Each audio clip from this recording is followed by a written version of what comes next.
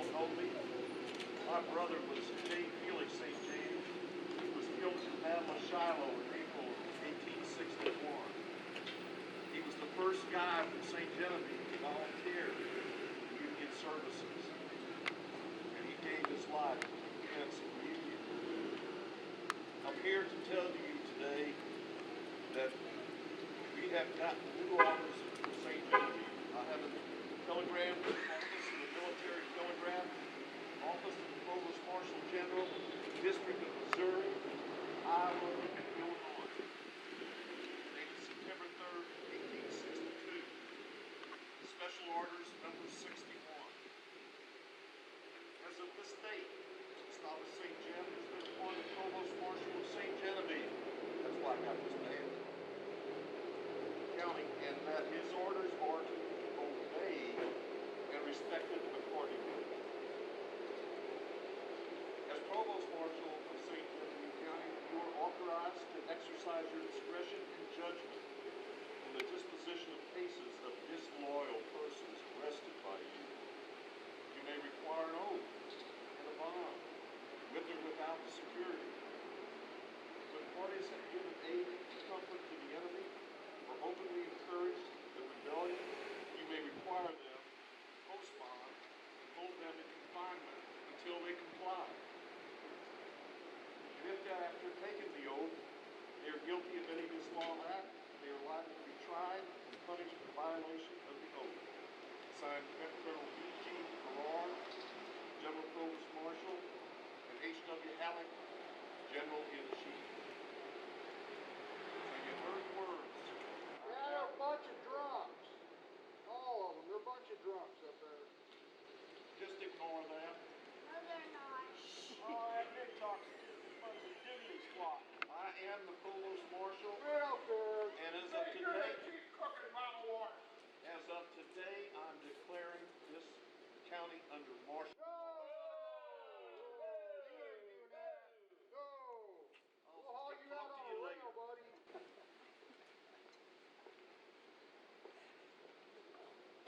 You better walk away.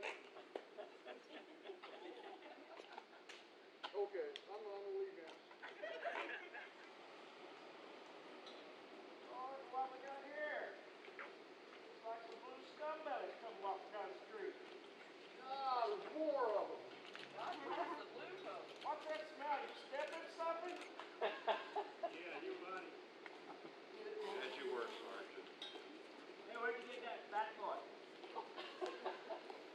Them chicken guts on your shoulders? Ew. Soldier, you know how to salute an officer. Sorry, sir, we were injured in action. So ain't he a hot gun? He got it. Who is your sergeant?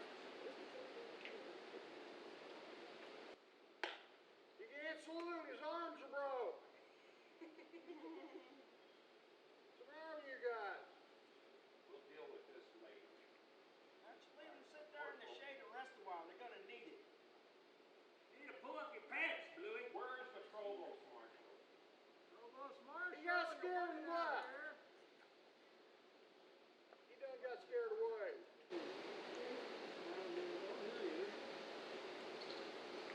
Sir? What can I do for you? Provost Marshal, I am here to inform you, Company H of the 3rd Missouri State Militia Cavalry. Well, I'm not sure he's Dale or Dylan. I require suitable housing for my men and horses. Well, I have about 3 houses that you can rent from. What? Yeah, charge them to We have go. a town here. We can make it out. We are in this county. We are here in this county because you can't control it. You expect us to live in tents No, I have some houses. and pay rent, make you rich? Get that.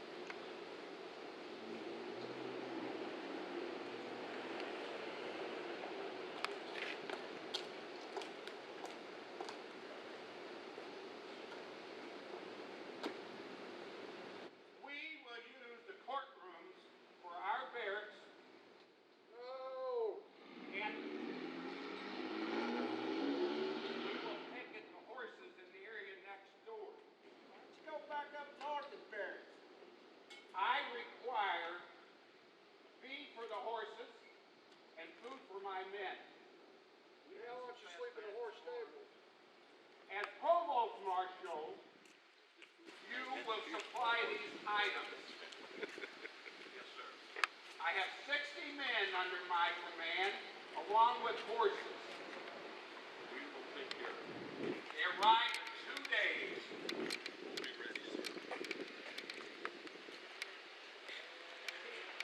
This is absurd. First you come and you take all the money out of the bank in 1861. Now you're here going to take over our courthouse. We don't need martial law here. Or for you and your Yankee cronies telling us what to do. I'm telling you what I'm going to do. I'm going to run you out of town with my pen. Yeah. With the blade here. That's what we'll do. Yeah. Then we'll just see how well you can execute your duties. Who is making that commotion?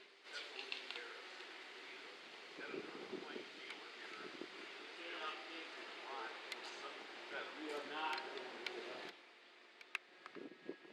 Mr. Harris. Someone called my name. As of this moment, the rebel sympathizing plain dealer is out of business, as well as your position as editor.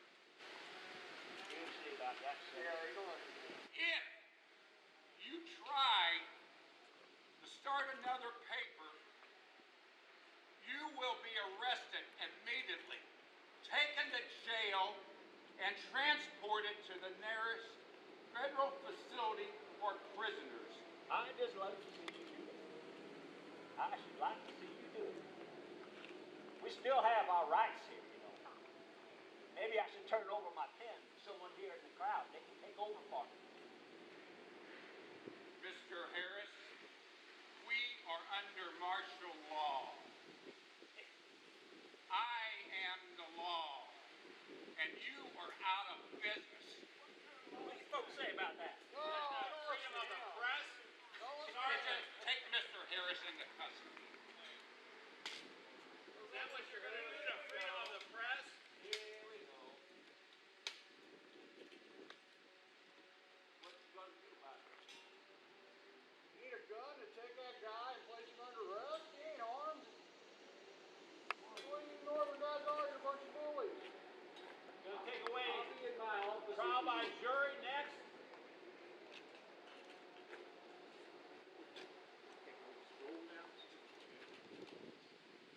Old Abe has said these are times that try men's soul.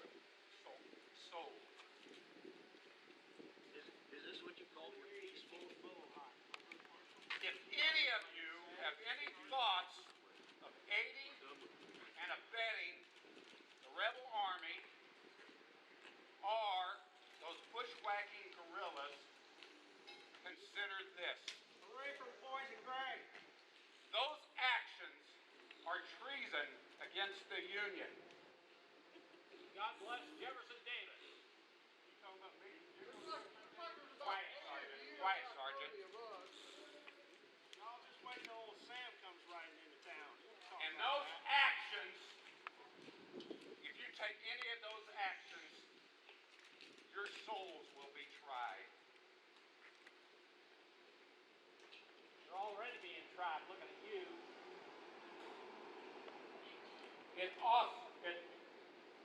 I have also been informed, Easy for you to say.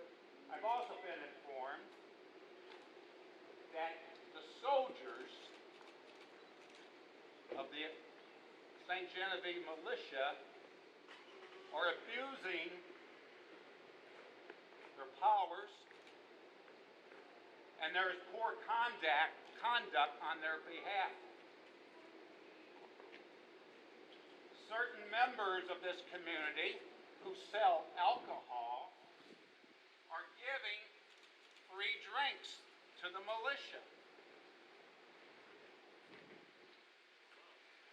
Just for medicinal purposes. I'm not aware of the circumstances. I have not been able to ascertain the circumstances. Corrective action will be taken.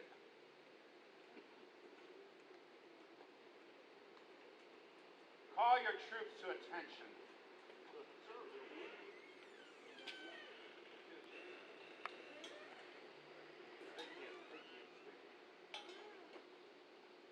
Get on your feet.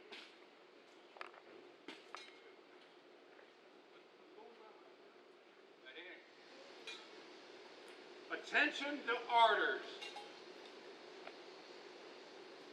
Special Order 13.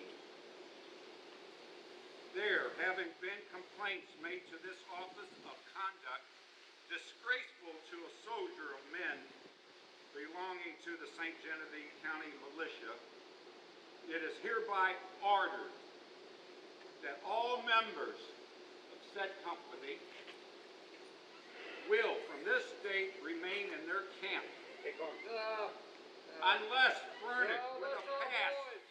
That's our local guys. With a pass by the officer appointed over them. I'm holding you responsible, Provost Marshal. Any members of said company found in town lounging around saloons or other public places without a pass will be arrested by the patrol guard and severely punished for disobedience of orders. There will be a roll call 3 times each day when it is ordered that all members will be present unless on duty or excused by the officer commanding. All absentees will be reported and punished accordingly. In accordance with orders, the enlisted men of said company in my charge are hereby turned over to Captain Good Company B Infantry Volunteer Commander, host who will provide for said company and designate the hours for roll call and drill and such other duties as may be deemed necessary until the officers appointed to command said company are duly commissioned. No soldier will be allowed to purchase spirits or various liquors without first obtaining a permit from the commanding officer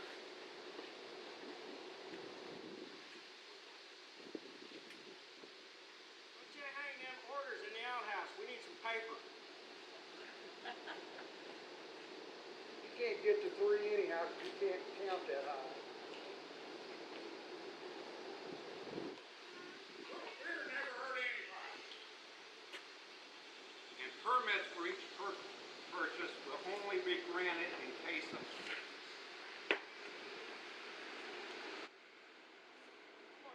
and I will have a discussion with the local doctor. Special order number 14. The attention of keepers and vendors of spirits and various liquids is hereby called to special order number 1, previously issued by the office of the Provost Marshal, in reference to the sale, gift, or disposal of spirits and various liquors to soldiers and non-commissioned officers. All violations of said orders will be summarily dealt with in accordance with provisions in said order number 1. These orders go in effect as of now and to be posted throughout the town and camp. Got lots of outhouses. They all need paper. That's where you can put them orders. I hear commotion in the tavern, Sergeant.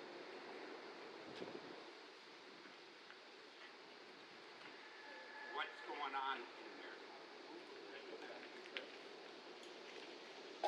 Tavern's dummy. Why are you taking those on in there? You should have my permission for a little break.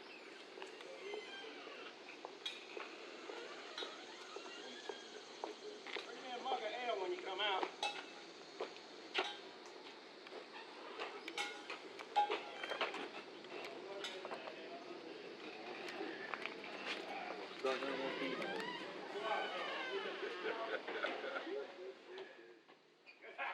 Damn, this is fun. You guys want more? Let's go. Oh! You sure you don't want one? Ah, what paper? Fish in the drink. You don't need that. Did he give it to you, Birdie?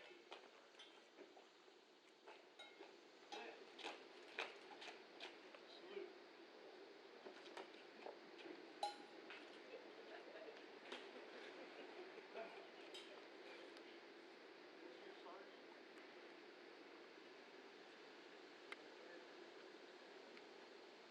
Soldier, you are a disgrace. Drunk in the middle of the day. Sir, the barkeep, Mr. Holiday, said I could have all the free beer I wanted. And I wanted to get it before they ran out. You're just mad because I didn't bring you one. Soldier, this is an example of poor conduct.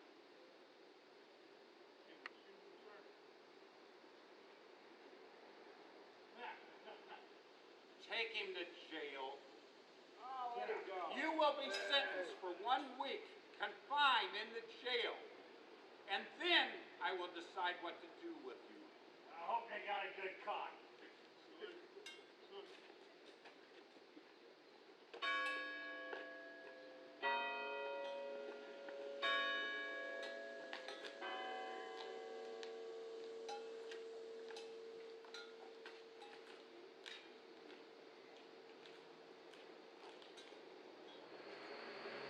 Now, for the rest of you soldiers, the 17th road station. What you have witnessed is an example of poor conduct.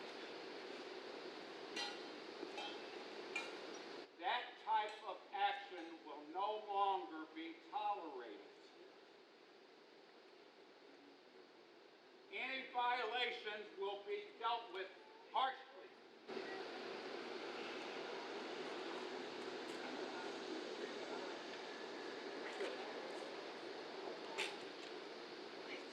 Very good, Provost Marshal.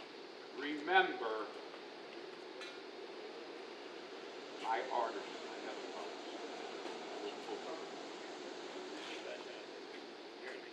Yeah, remember His Majesty's orders. King Peacock over there.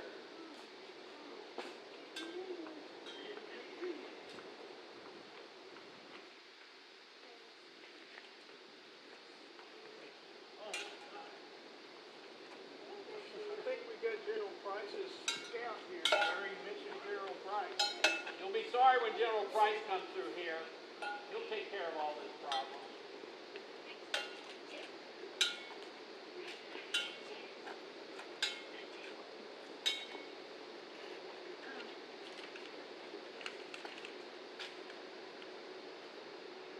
What's my crime? Believing in constitutional liberty? You be quiet. What about freedom of speech? That's right. Freedom of assembly. You stand there and be quiet. You'll be sorry when General Price comes through. That's all I have to say. About the Constitution, yeah, that's right. Freedom of speech. You can say what you want to. Peacock. Stand there and be quiet. No. Sergeant, he gets you in trouble.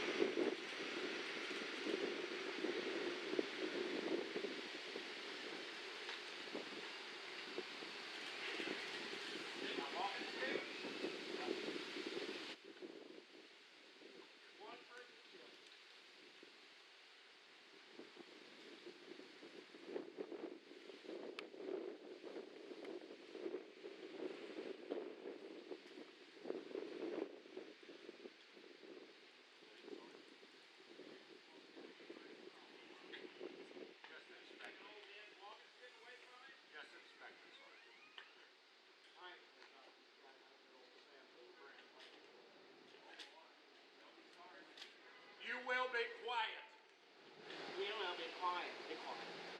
Sergeant. You make the captain there cry. And the sergeant's gonna have to do some work in my sweat.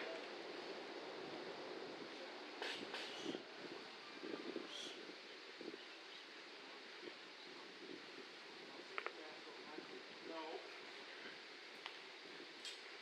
Please refrain from talking while the captain is speaking. Sorry. You don't have to be sure. Since he's not talking, I can talk all I want. Where you can speak. Here's the Constitution. Not under martial law. There is no consequence. Boy, we're leaving that now. Quiet. What? Quiet.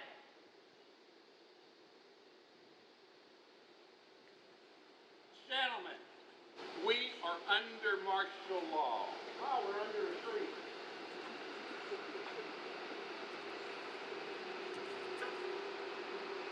Martial law does not destroy the Constitution of the United States, Captain. Free as I see it. Sergeant, he's trying my patience. If necessary, take appropriate action. Come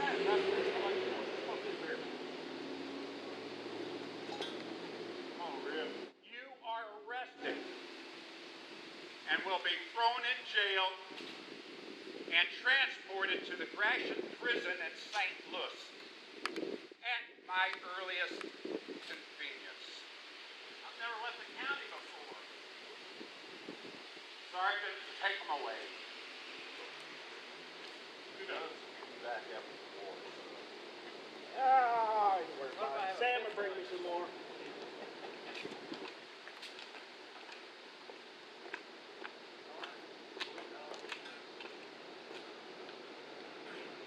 Subordinate. Since you all have been witnesses to this event that just transpired,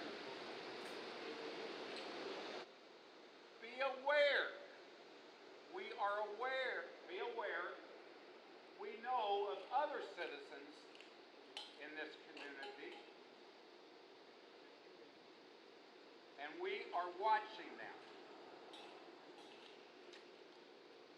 You lock them boys up. Where am I going to get my hard liquor from? I give you fair warning. You want to sell it to me? The following individuals are suspected of being secessionists and guilty of giving aid and comfort to the enemy. Anthony LaGrave, Hiram Backpledge, Francis Roser,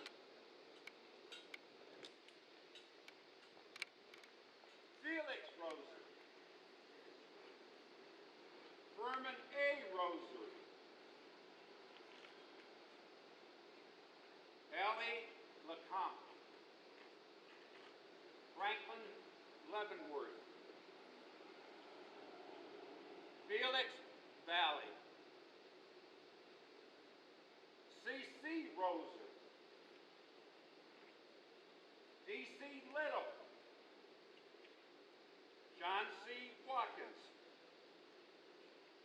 Charles All Smith.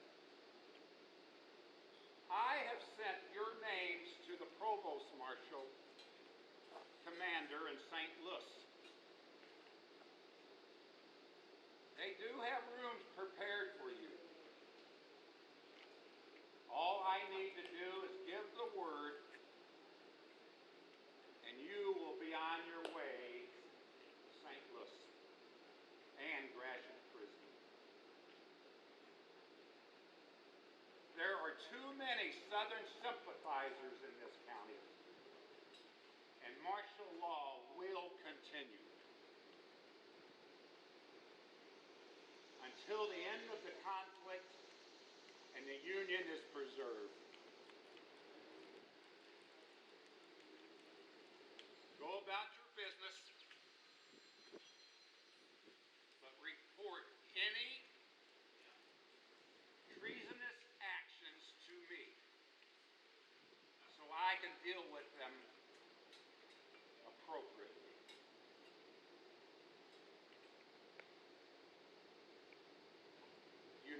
may leave and go about your business. St. Genevieve was a very divided community throughout the war. We never really had a battle here, but we were a shipping point for points south, especially from Fort Davidson. After that fort would send troops down from like Vicksburg. They came along the plank road, we ironed out from here, got on a steamboat and went south. We had people fighting on both sides of the war. We lost people on both sides of the war. Lost a commuter on the USS Arkansas down at Vicksburg. Several distant relatives of mine that died down at Vicksburg. So throughout the time period, there was still a lot of tension here. You heard the mention of Sam Hildebrand. He was a bushwhacker. His brother had been accused of heresy, thrown into jail right over there at the time. And a vigilante mob took him out and hung him. And then Sam Hildebrand went on a spree for the rest of the war, causing a lot of trouble for the Union forces here. The federal troops did take over the courthouse. They tore it up, left, paid rent, and the county made a petition to the federal government, and 50 years later, the federal government paid the rent and the damages. And so the Civil War, afterwards, there's a few instances of fights between ex-Confederate soldiers and Union soldiers that happened here.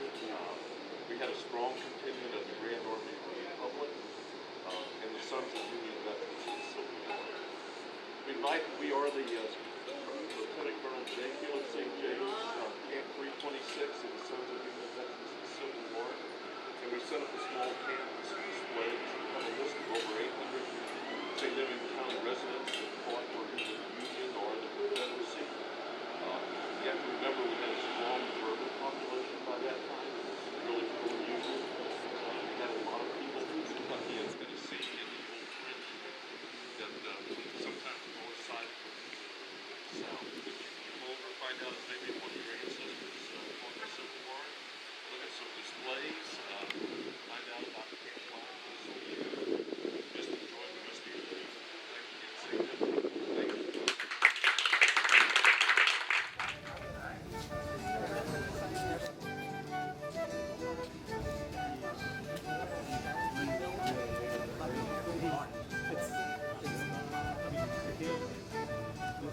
Artillery shells from the Civil War, and they had numerous types. These are what we call field artillery, and they range from the small ordnance ball here to 6-pounders to 12-pounders, 32-pounders, on up to some really big stuff. These shells here are all things that I've either collected or dug myself from various battlefields.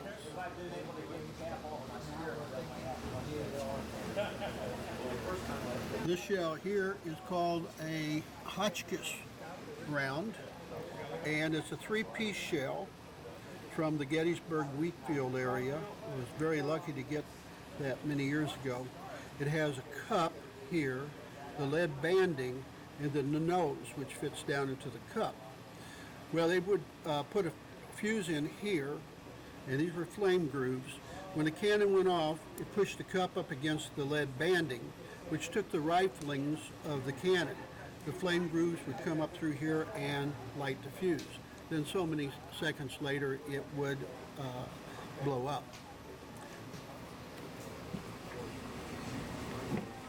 This small one here is the same size and diameter.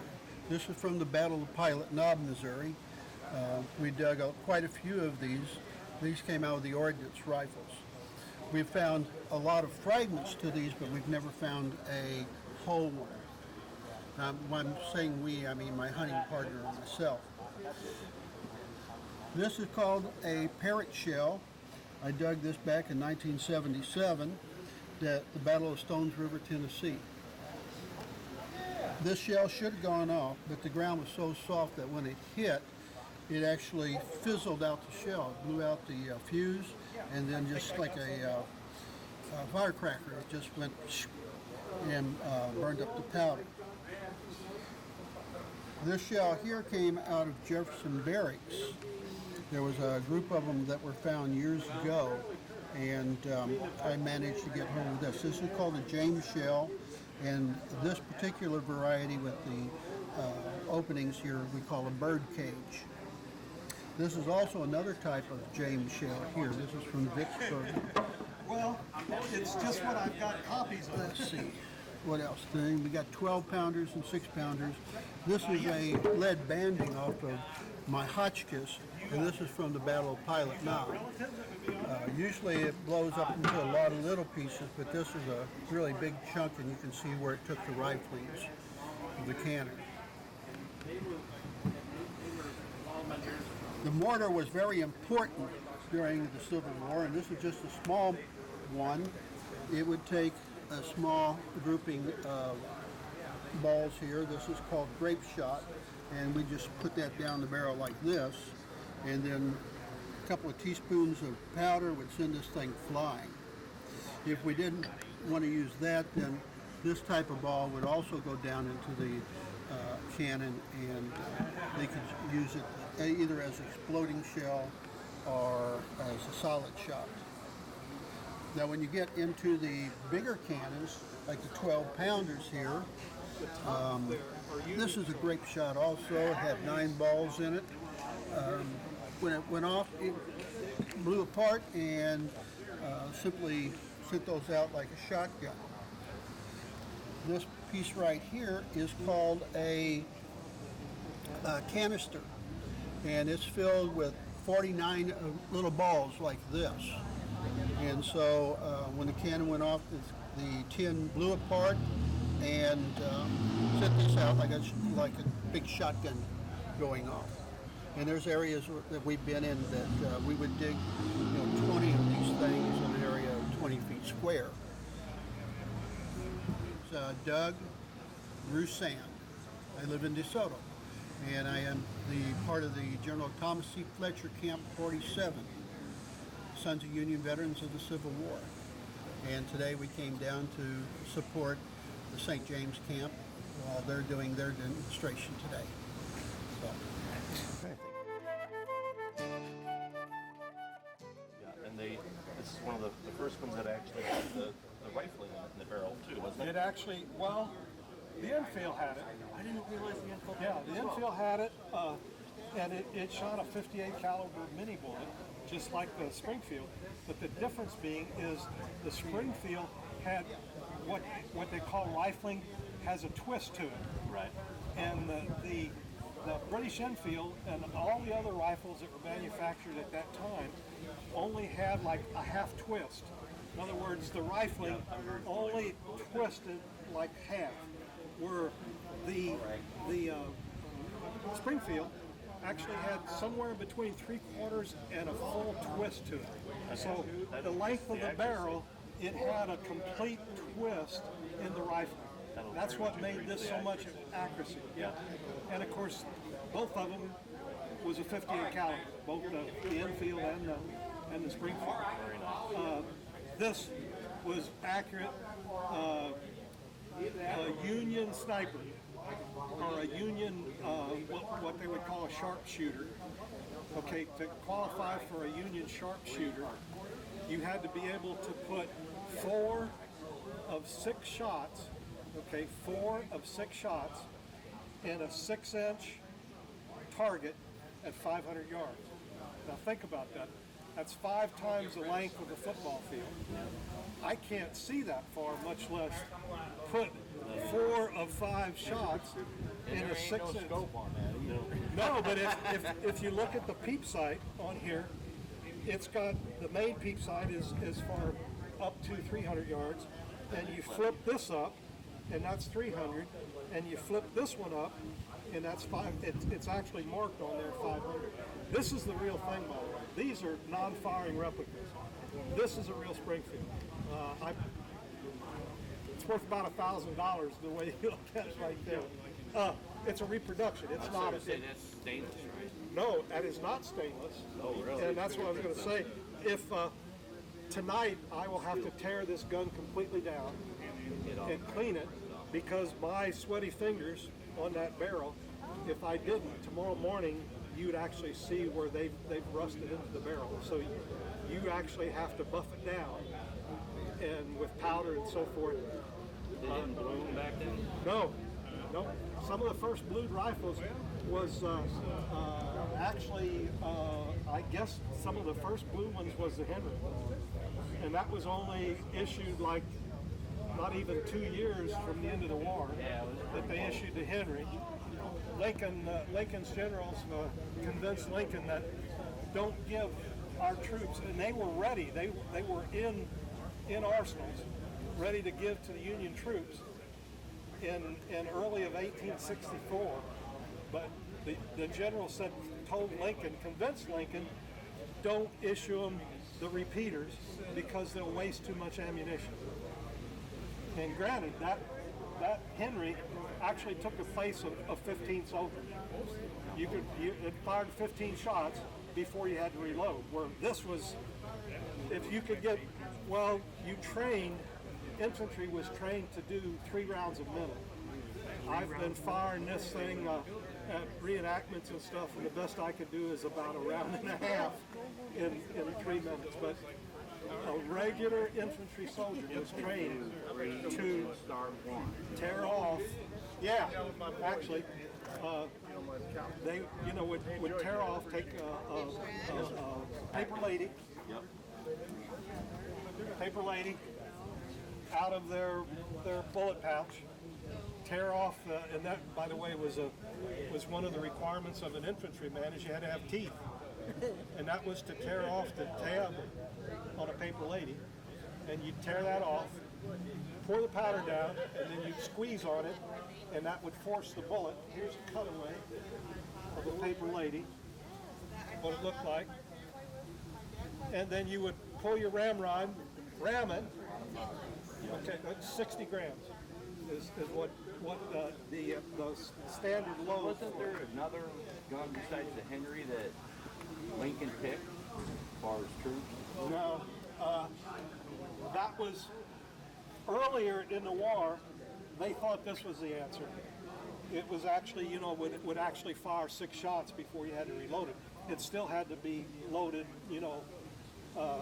with the barrel and ram loaded. But this proved to be a very dangerous weapon. The Colt revolving rifle blew off a lot of fingers and stuff because it would crossfire back here in the chamber. It would crossfire, and as you were holding it, it would crossfire, and the charge next to it would go off and blow some fingers off. So they issued a lot of these, the repeating rifle, earlier in the war, but eventually the troops wouldn't use it. They went back to where they wanted Springfields. But yeah, these are non-firing replicas, and of course the standard issue of the Union troops was the Springfield. It's about 700,000 of these manufactured in the United States during the Civil War for Union troops. The standard issue for the Confederate troops was this, a British Enfield. And of course, the South didn't have the ability to manufacture weapons like the North did.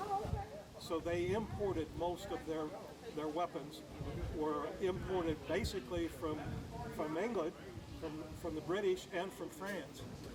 Most of the southern weapons all came from either Britain or France. And the British Enfield, This would hold a few shots too, right? No, that was a single fire, and it was a magazine load, from the back that you would cock it and load. But it would not until later issues of it, you would load it through the stock. It had basically the tube was up through the stock, but the earlier, the Sharps, There was a guy, I seen the show the other day where he went actually to the White House, or to the White House, and presented his gun. that was probably Henry. Well, that was Because before. Lincoln He was actually the first- test fired the Henry at the White House, on the White House lawn, and he was gung-ho on issuing it. And there was a lot of them manufactured already, and Lincoln wanted to issue them, and the Northern generals convinced Lincoln, don't issue the repeating rifles because the troops will waste too much ammunition. Oh.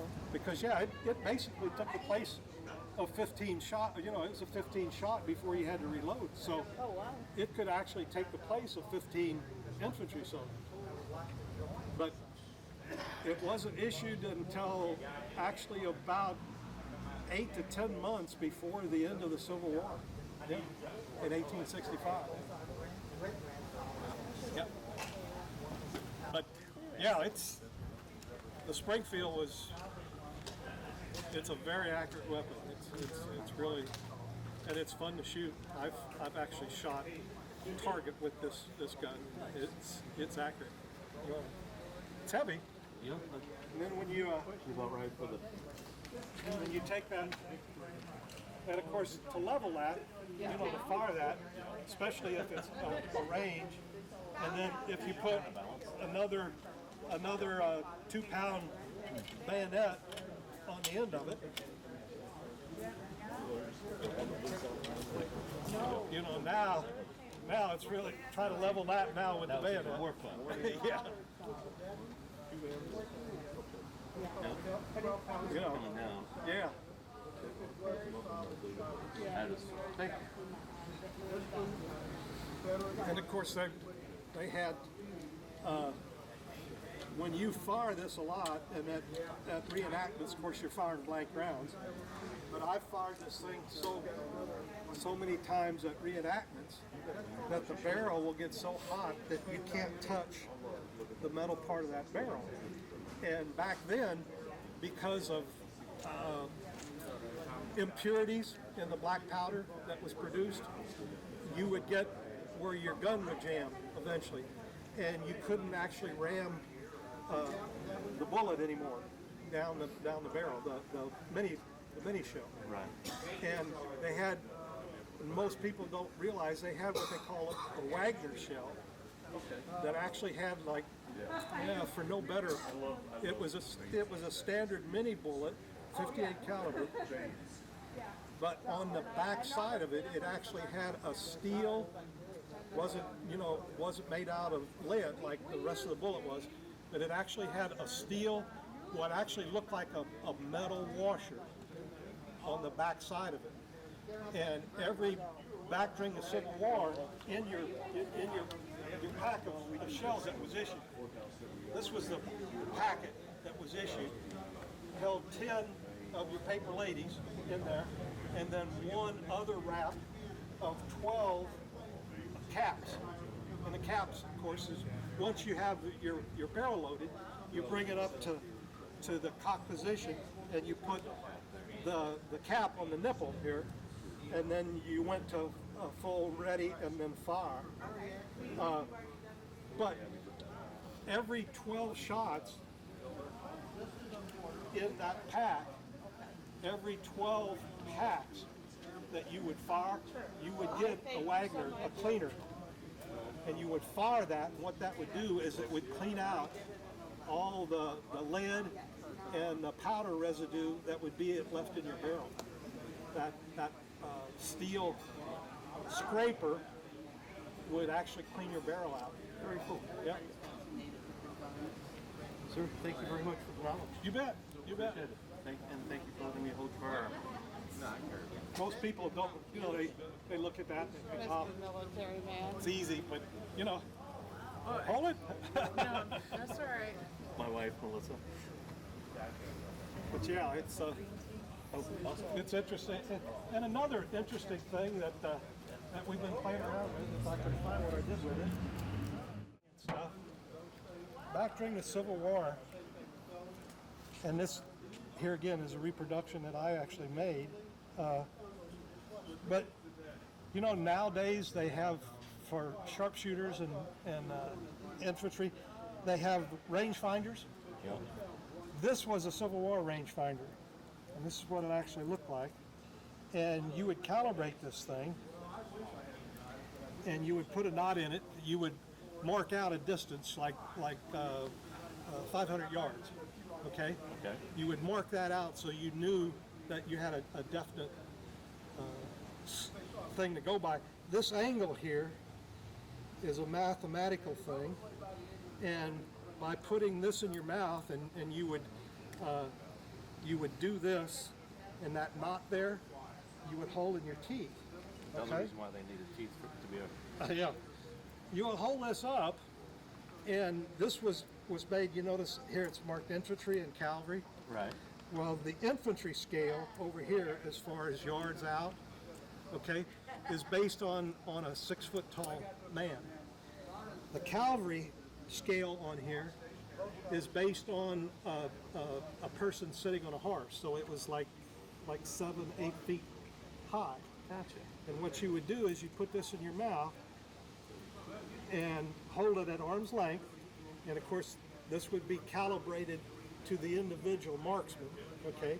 But you would put that in there, and then you would slide this thing down, okay, to where this would actually come down to where, I don't know if you can see this window right here. I can.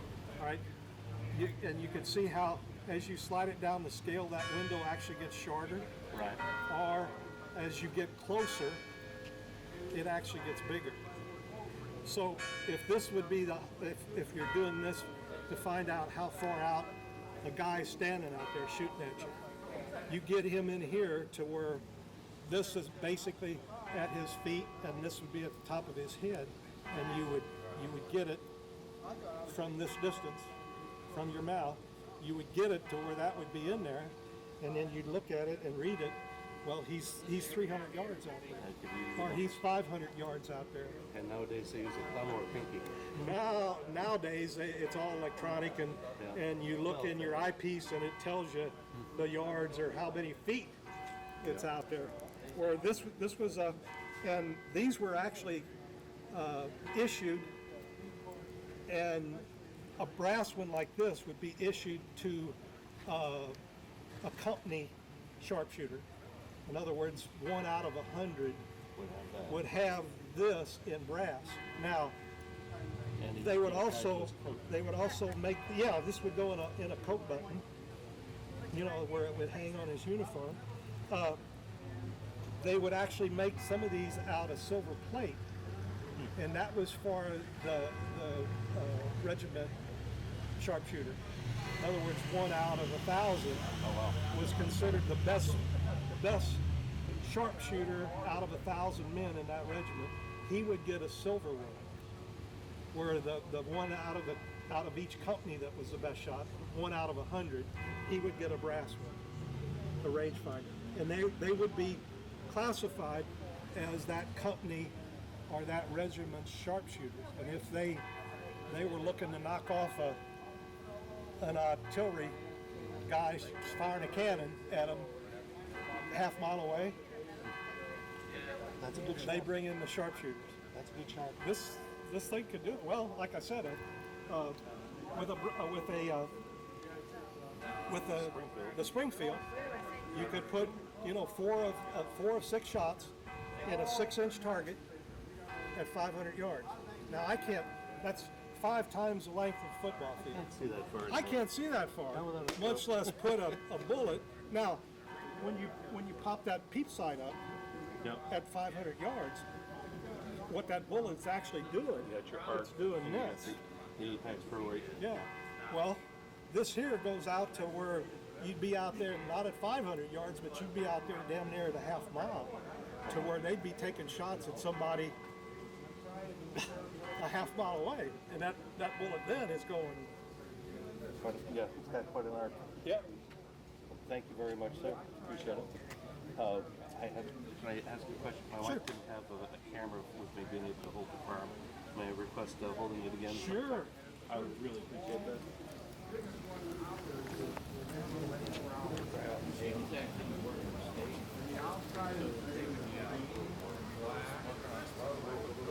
This little skit they did, I don't know if he mentioned it there at the end. I wasn't listening at the end, but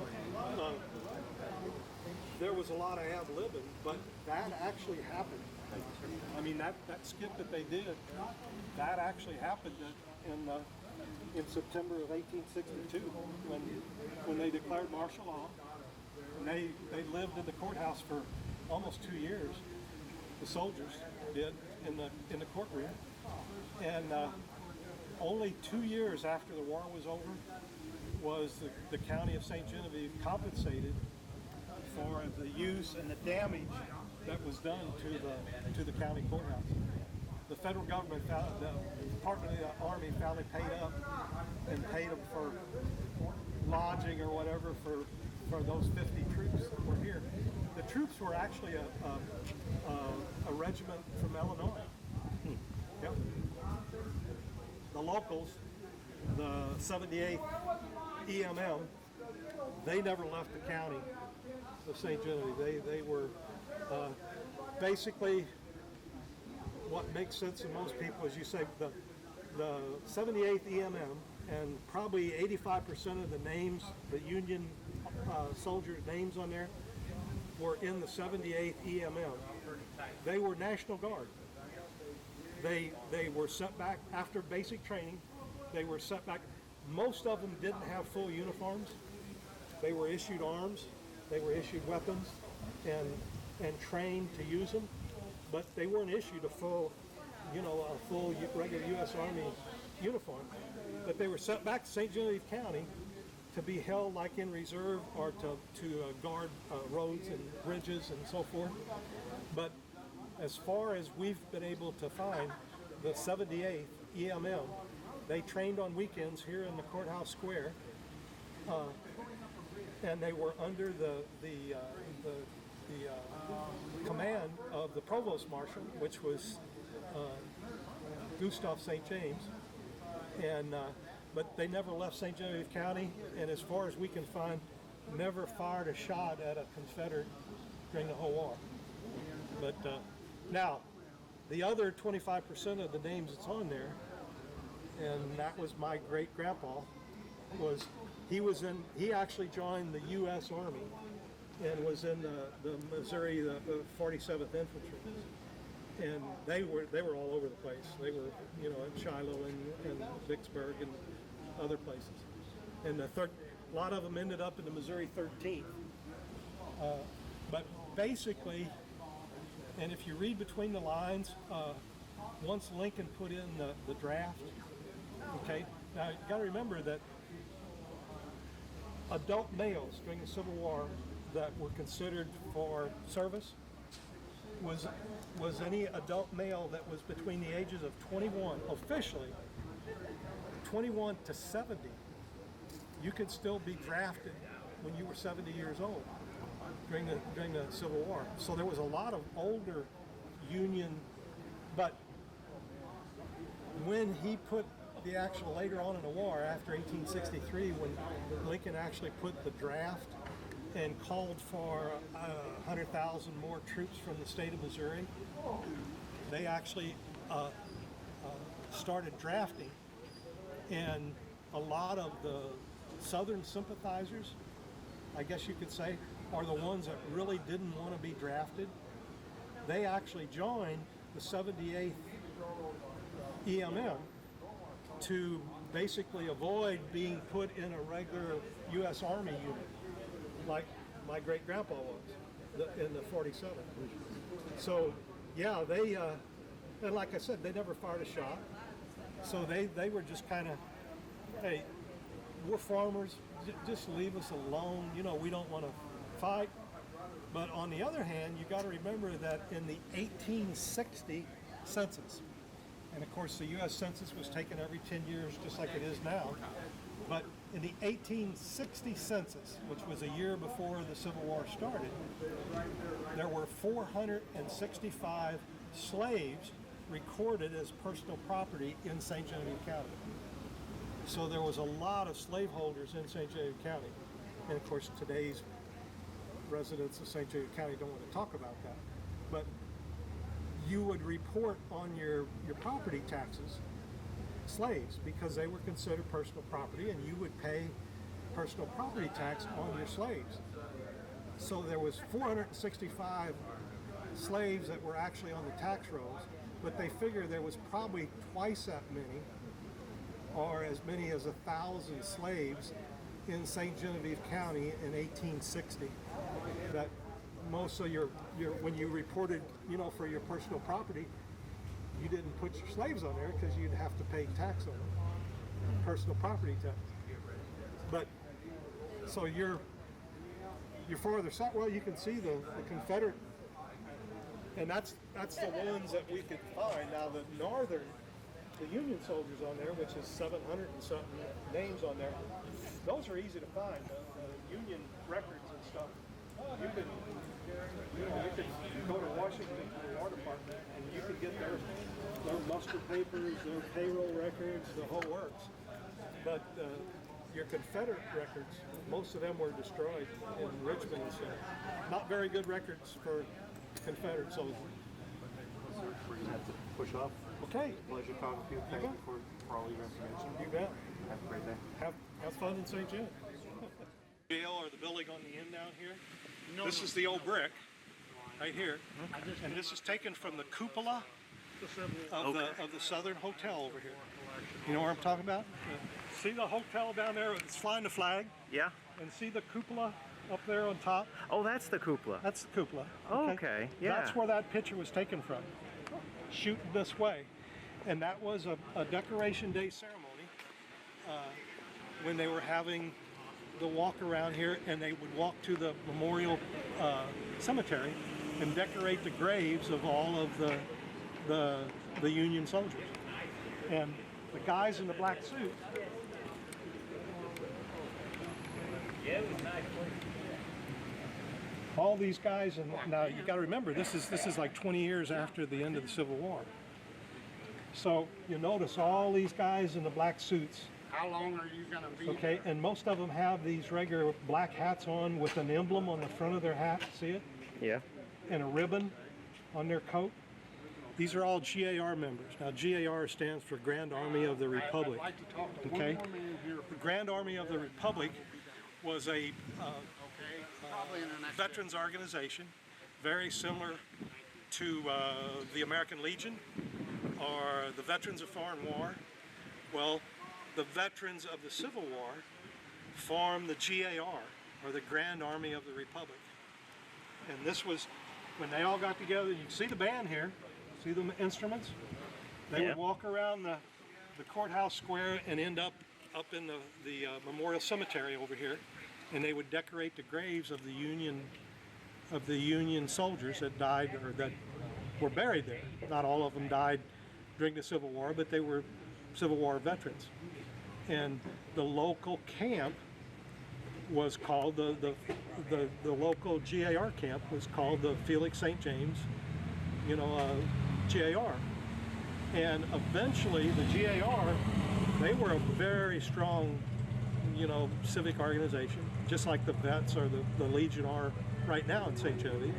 But they actually built the building on the corner over here, which used to be Rozier's store, and now it's the Valley Schools Duberg Place, where they have the meetings and the gatherings.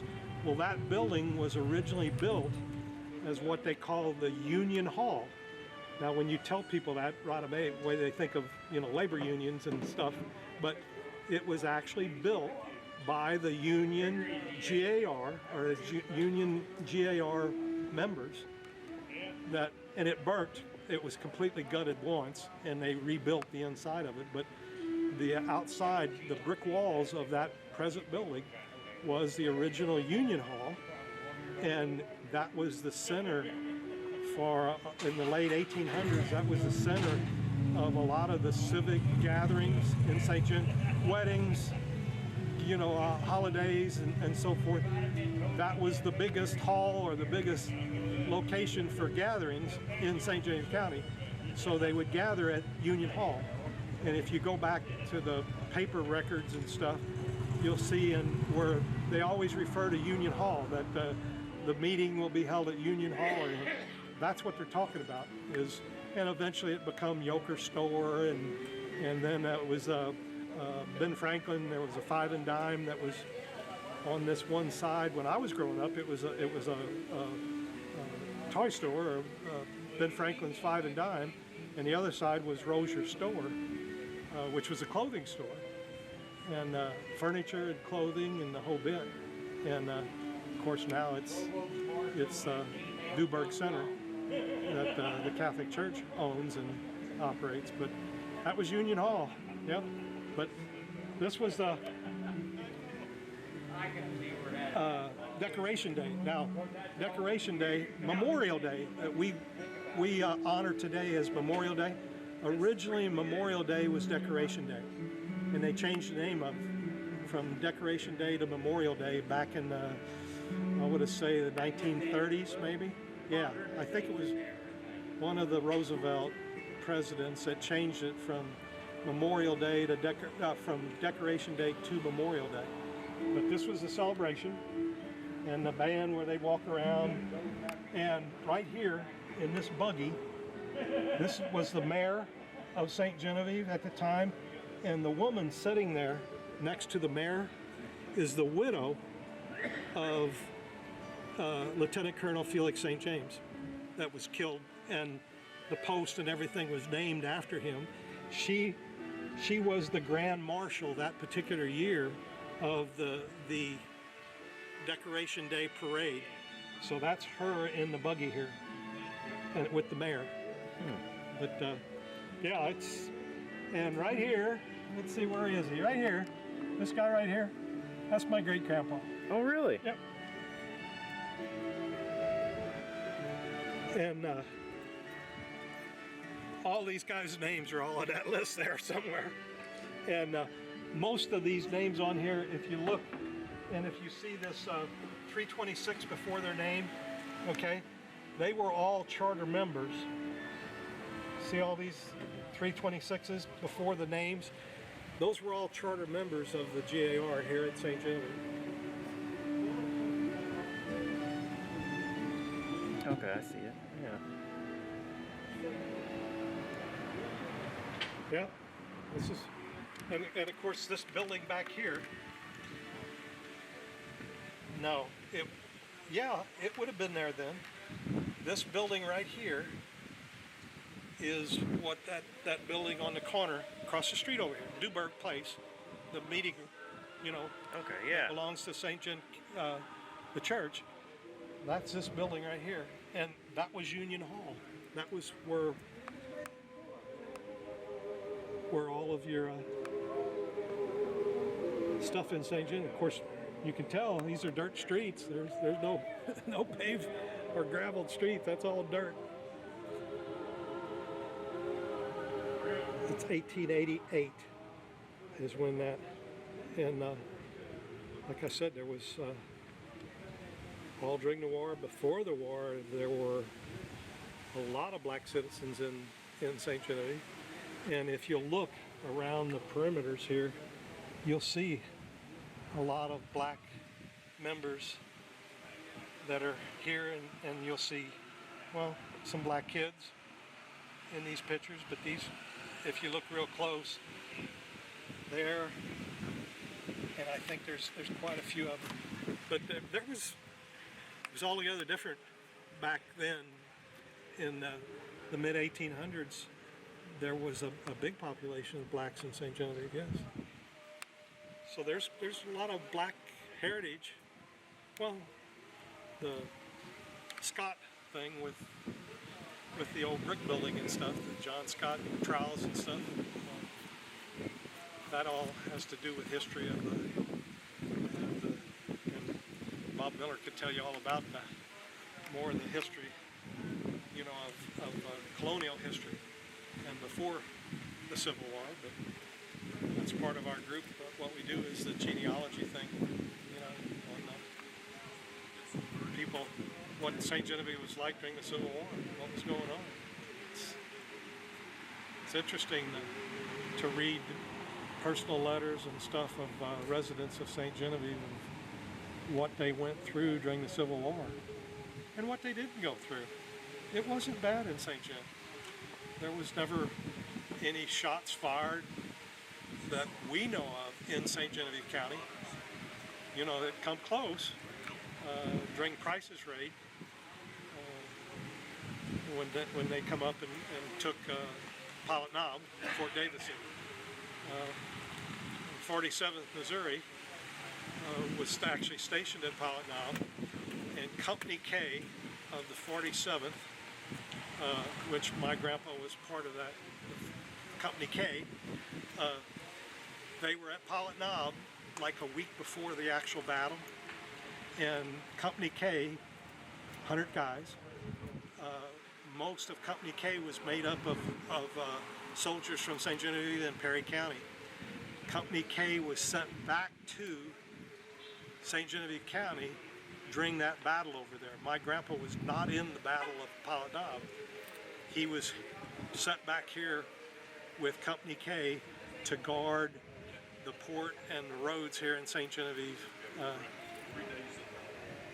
during the Price raid, because they didn't know exactly which route Price was taking to get to St. Louis, but they decided to go up through Arcadia Valley and up that way, and that's why the Battle of Pilot Knob took place, and it wasn't over here, Cape St. Genevieve up through here.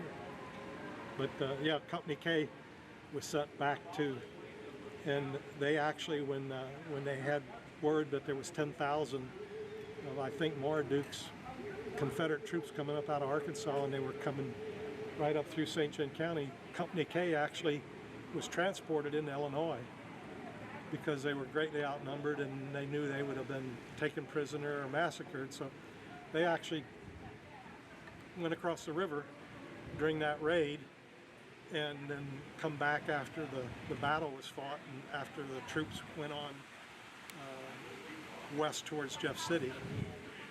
And that retreat from Pilot Knob, everything went that way. And then the 47th come back to the Missouri side and eventually ended up down at in Nashville and a couple of the battles and stuff down there. But here again, that was the 47th, where all them guys, 75% of these names on here are the 78th, which was like the local National Guard unit. They never fired a shot, never left St. Genevieve County during the Civil War. But my name's Tom Greminger, and I'm with the Sons of Union Veterans.